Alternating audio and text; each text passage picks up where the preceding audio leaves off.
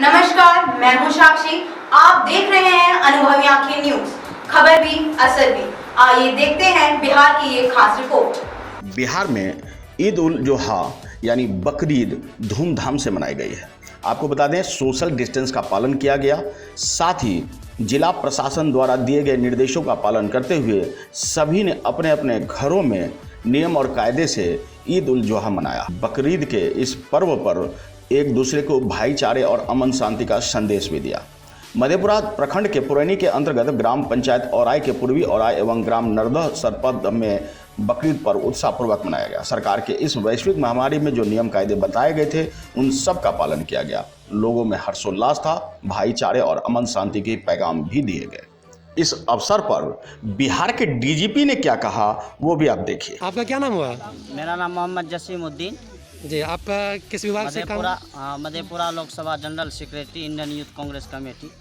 जी, आप इस पर्व के प्रति क्या आप संदेश देना चाहेंगे अपने पब्लिक को?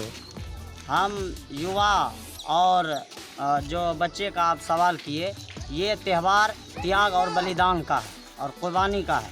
अभी जो पूरे भारतवर्ष में लॉकडाउन चल रहा है और सरकार, भारत सरकार और बिहार सरकार, राज्य सरकार के द्वारा जो दिशा निर्देश दिए जा रहे हैं, तो उसमें हम युवाओं को त्याग और बलिदान देना है और भारत सरकार और राज्य सरकार के साथ सहयोग करते हुए इस महापर्व को हमें मनाना है।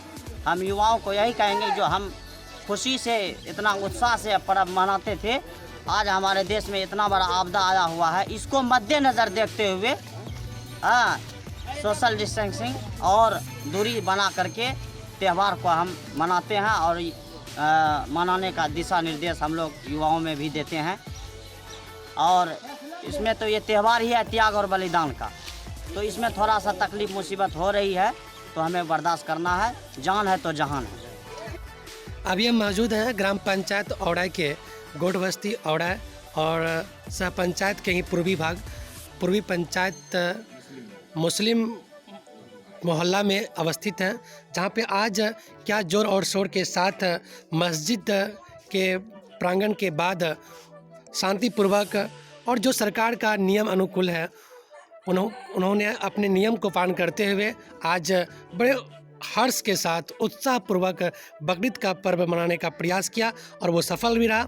आइए किस तरह से मनाने का प्रयास किया, जानने का प्रयास करते यहाँ पे हमारे बीच मौजूद हैं इस समुदाय के तमाम नवयुवक, युवा साथियों, अभिभावकगण, और पहले हमारे प्रतिनिधि बीच मौजूद हैं, सरपंच साहब भी हैं और गांव के अभिभावकगण भी हैं। जानने का प्रयास करते हैं उन्होंने इस पर्व को किस प्रकार से मनाया और इस पर्व का क्या प्रतीक है। सुमन फौजी साहब जी, आपका शुभ नाम क्या हुआ? मोहम्मद सुभान अली। सुभान अली जी, आप ये बताइए, आज जो आपका पर्व है, ये पर्व के प्रति क्या उद्देश्य है और आपने इस पर्व को किस प्रकार मनाया? मोहम्मद सल्लल्लाहु अलैहि वसल्लम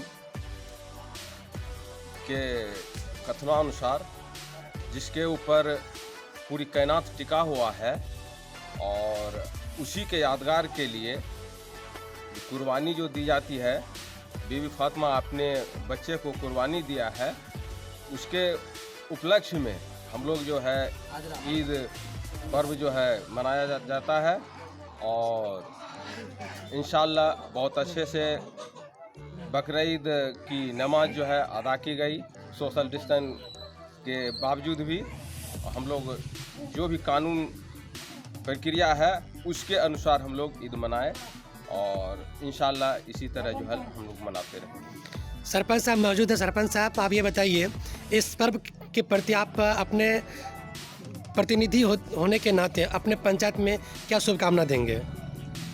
सबसे पहले मैं बिहार सरकार और भारत सरकार को मैं धन्यवाद देना चाहता हूं, जो कि हमारे ये बकरीद पर्व में जो हम लोग के ऊपर जो एप्लीकेशन लगा हुआ था कि कुर्बानी नहीं होगा, लेकिन भारत सरकार द्वारा, बिहार सरकार द्वारा जो आदेश दिया गया कि जो पूर्व से त्यौहार में जो होते आया है वो होगा, कुर्बानी देगा ही। हम सबसे पहले मैं बिहार सरकार और भारत सरकार को मैं धन्यवाद देना चाहता हूं, और मैं औराई ग्राम पंचायत के तमाम जनतागण को मैं धन्यवाद देना चाहता हूं कि हमारे औराई ग्राम पंचायत में कभी किसी भी त्यौहार में, चाहे हिंदू की त्यौहार हो, मुसलमान की त्यौहार हो, हम लोग सब मिल करके त्यौहार मनाते हैं। और आज जो ये बकरीद का त्यौहार हुआ, हम लोग सरकार के द्वारा जो आदेश दिया गया है उसका हम लोग सोशल डिस्टेंसिंग का हम लोग पालन किए हैं और एक दूरी बना के हम लोग एक साथ जमात किए हैं और कहीं कोई तरह का दिक्कत नहीं हुआ है। हम लोग शांतिपूर्ण जो है गले में गले मिल करके अपना भाईचारा को निभाते हुए हम बकरीद का त्यौहार मनाएं। और मैं प्रखंड के तमाम जनप्रतिनिधि एवं जो हमारे दर्शकगण हैं, मैं सभी को धन्यवाद देना चाहता हूं कि इसी तरह जो है ना हर साल की भांति वो संपन्न हुआ और इसी तरह होते रहेगा। अभी आप सरपंच साहब के द्वारा सुना गया कि उन्होंने अपने प्रतिनिधि होने के नाते पूरे पंचायत में शुभकामना संदेश दिए और साथ ही साथ भारत सरकार और बिहार सरकार को धन्यवाद ज्ञापन सोचा उन्होंने। जिस प्रकार की पूर्व सूचना दी गई थी कि बकरीद पर्व कुर्बानी नहीं होगी, लेकिन सूचना के अनुकूल उन्होंने जब अपने नियम को चेंज किया, सरकार के द्वारा आदेश हुआ कि नहीं ये पर्व होनी चाहिए और ग्राम पंचायत औड़ा के कोट बस्ती औड़ा पंचायत के पूर्वी भाग पूर्वी औड़ा में अवस्थित मस्जिद के पास तमाम प्रतिनिधि, युवा साथियों और अभिभावकगण ने मिल के इस पर्व को उत्साहपूर्वक मनाने का प्रयास किया और सरकार के नियमों को भी पालन करने का हर संभव तक प्रयास किया। तनाव पैदा हो। एक बात और है, ऐसा वक्त आया है जिसकी कभी हमने कल्पना भी नहीं की होगी। कोरोना, पूरी दुनिया तबाह है, पूरी दुनिया के सारे मुल्क तबाह हैं, घर से निकलना मुश्किल हो गया। कोरोना हिंदू मुसलमान किसी को नहीं पहचानता, ये बात मैं शुरू से कह रहा हूं। बड़ी मुश्किल के दौर से हम गुजर रहे हैं। इस कोरोना को हराना है, इसलिए आपने सारे मुसलमान भाइयों ने ईद की नमाज अपने परिवार के साथ अपने घर में अदा की। बहुत तकलीफ होती है, बहुत अफसोस होता है, लेकिन हालात ऐसे हैं कि कोई रास्ता और नहीं है। मैं यही गुजारिश करता हूं हाथ जोड़ करके कि बहकाने वाले, फुसलाने वाले और आपको गुमराह करने वाले भी बहुत लोग होंगे, वो अज्ञानता में करते हैं। लेकिन मेरी गुजारिश है, मुल्क के वतन के कानून का पालन करना जरूरी है। ईद उल जुहा की नमाज भी अपने परिवार के साथ अपने घर में अदा करनी है। देखा आपने सावन के महीने में करोड़ों लोग हिंदू भाई मंदिर में, शिव मंदिर में जलाभिषेक करने के लिए निकलते थे, नहीं निकले। रामनवमी का जुलूस नहीं निकला। अरे अमरनाथ की यात्रा तक रद्द हो गई।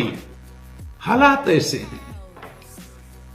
सारे धार्मिक स्थलों पर भीड़ लगाने की पाबंदी है, मंदिर हो, मस्जिद हो। इसलिए मैं पुनः गुजारिश करता हूं कि ईद उल जुहा की नमाज भी अपने घर में मनाएं और दुआ करें अल्लाह से कि ये संकट जल्दी खत्म हो। मुझे पूरा यकीन है आपकी दुआ कबूल होगी। कोरोना जाए, पूरी दुनिया से जाए, अपने मुल्क से जाए, अपने बिहार से जाए और फिर वो खुशियों के दिन वापस लौटें कि हम अपने अपने धार्मिक स्थलों पर जाकर के अपने मन के हिसाब से इबादत कर सकें। बहुत संयम और बहुत धैर्य के साथ काम लेना है। मैं हमेशा हिंदू, मुसलमान, सिख, ईसाई, हर जात, हर मजहब के तमाम भाइयों की भावनाओं का, सेंटिमेंट का ख्याल रखता हूं और उनकी हिफाजत के लिए हमेशा 24 घंटे खड़ा रखता हूं। अपने आप को, मेरी बात मानिएगा ना। आप सबों को बहुत बहुत बधाई। मधेपुरा के पुरैनी से संतोष स्वराज की रिपोर्ट। अगर आपने अब तक हमारा चैनल सब्सक्राइब नहीं किया है तो सब्सक्राइब करें और बेल आइकन अवश्य दबाएं ताकि खबरों का नोटिफिकेशन आपको मिलता रहे।